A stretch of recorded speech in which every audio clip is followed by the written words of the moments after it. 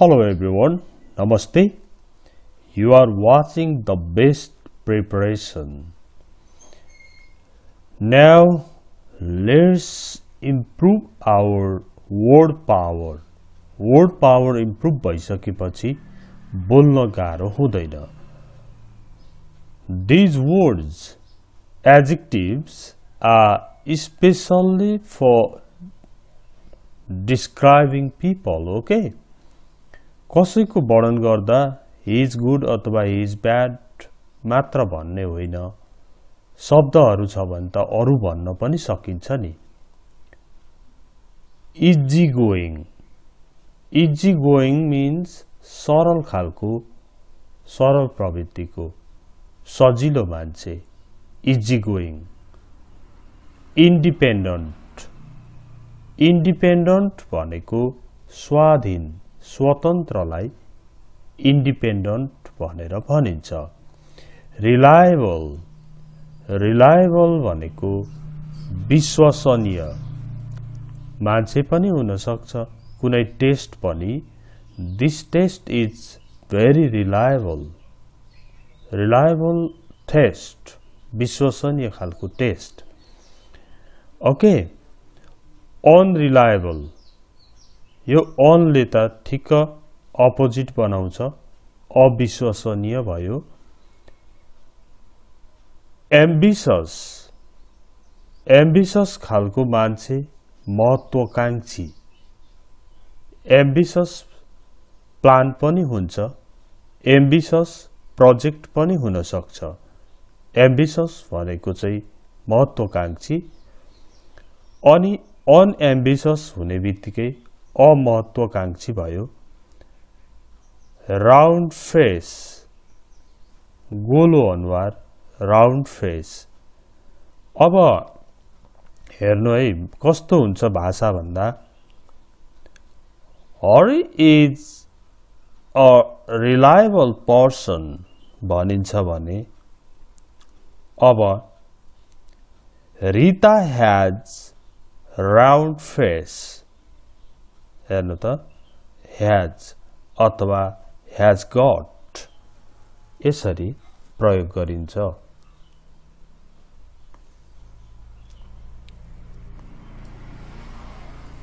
Ponytail. Ponytail means चुल्ठो कपालको. Curly hair. Curly hair भनेको घुम्रिएको कपाल. Pointed nose. Pointed. Te यो डे भएछ है, यो चाहिँ होइन है. Pointed. Pointed nose. चुच्चो नाक भएको. He has a pointed nose. उसको चुच्चो नाक छ. Fat nose. थेप्चो नाक. Mole on the cheek. गालामा कोठी भएको. Mole. Mole on the cheek भने जस्तै mole on the neck. Mole on the nose. नाकमा कोठी भएको. Blonde hair. कैलो कपाल. Straight hair. सीधा कपाल.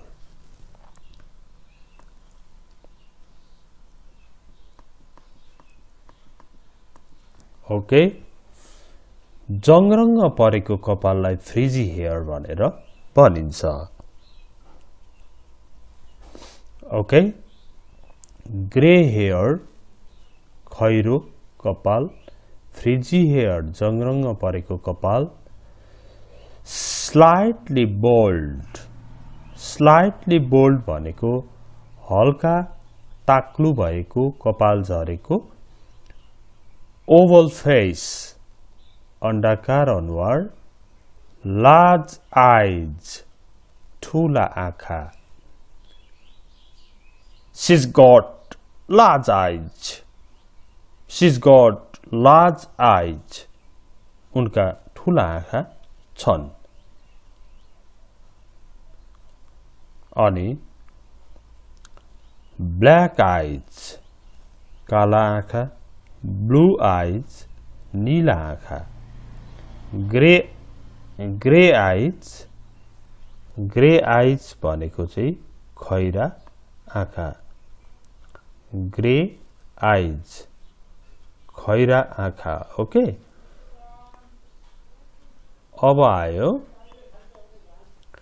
यो चाहिँ ग्रे आइज, थिक आइब्रोज बाक्लो आँखी भाउ, टल अग्लो, सर्ट होचो। मान्छेको अर्थमा सर्ट भनेको होचो, तर कुनै वस्तुको अर्थमा छोटो, यानेरी छोटो पनि हुन्छ। ओके, फ्याट मोटो, थिन पातलो, स्लिम दुब्लो, ब्युटिफुल सुन्दर राम्रो, ब्युटिफुल। ओके, लेडिजहरुलाई ब्युटिफुल, जेन्ट्सहरुलाई ह्यान्डसम, स्मार्ट, अग्ली कुरूप, यङ जवान कुमारलाई यङ भनिन्छ, ओल्ड बुढो पुरानो, अग्रेसिभ रिसा खालको, इट्स भेरी अग्रेसिभ भन्यो भने ऊ रिसा खालको छ। अग्रेसिभ नजान्दाखेरि एङ्ग्री भनेका भरले पनि हुँदैन। आर्टिस्टिक ललित कलामा निपुण, आर्टमा निपुणलाई आर्टिस्टिक भनेर भनियो। हेर्नुहोस् त, काम भनेको शान्त, काम, cheerful प्रसन्न, conceited भनेको अहंकारी घमण्डीलाई conceited भनेर भनिन्छ। क्रुअल निर्दयी निष्ठुरी, cruel there was a cruel king भन्दै कथाहरू भन्छौं हामी। एनर्जेटिक भनेको बलवान, एनर्जी वाला, एनर्जेटिक। फस्सी भनेको किचकिचे खालको, फस्सी। हार्ड वर्किङ मेहनती, हेल्पफुल सहयोगी, हेल्पफुल।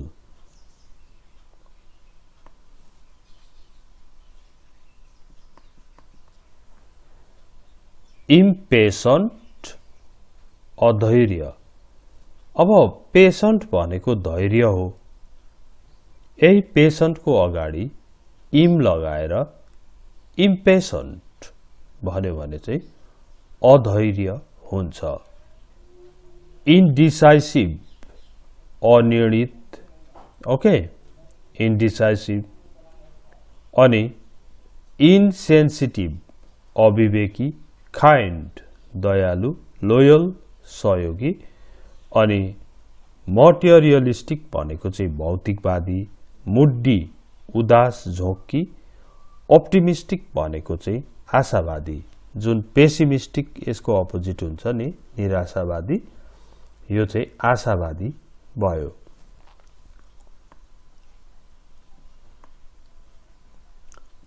त्यस्तै अर्गनाइज्ड भनेको व्यवस्थित, प्यासनेट भनेको अत्यन्त चाह राख्ने, धेरै प्यासन भएको, प्रेम भएको कुनै कुराप्रति। अनि पेशेन्ट धैर्यवान, अघि हामीले इम्पेशेन्ट भनेको अधैर्य भनेको थियो। पेसिमिस्टिक भनेको निराशावादी, जुन अप्टिमिस्टिक आशावादी, पेसिमिस्टिक खालको चाहिँ निराशावादी। थिन आइब्रोज पातलो आँखी भाउ, क्लेफ्ट चिन चिरिएको चिउँडो, डबल चिन गोलो चिउँडो। त्यस्तै पोइन्टेड चिन चुच्चे चिउडो पोइन्टेड खालको अनि यो फ्रेकल्स अनुहारमा भएको यहाँनेरि हेर्नुहोस् है यहाँ अनुहारमा भएका बदामी दागहरू हुन्छ नि अनुहारमा भएको बदामी दागलाई नै फ्रेकल्स भनेर भनिन्छ फ्रेकल्स भनेको के रहेछ भन्दा बदामी दाग अनुहारमा बदामी दागहरू देखिनु चाहिँ फ्रेकल्स भयो रिङ्कल्स भनेको त चाउरी परेको भागलाई रिङ्कल्स भन्छ अनि पियर्स्ड इयर छेडेको कान पियर्स भनेको छेडेको भएको इयर भनेको कान भयो रोमान्टिक रमाइलो सेन्सिबल विवेकी खालकोलाई सेन्सिबल भनिन्छ भेन भनेको सुन्दरताको घमण्डी गर्नेलाई भेन भनिन्छ अब तपाईले कसैले सुन्दरताको घमण्डी गर्छ भने हिज भेन आई डोन्ट लाइक और सिज भेन सुन्दरताको घमण्डी गर्ने भन्ने बुझिन्छ एडभेन्चरस भनेको चाहिँ साहसिक खालकोलाई एडभेन्चरस भनेर भनिन्छ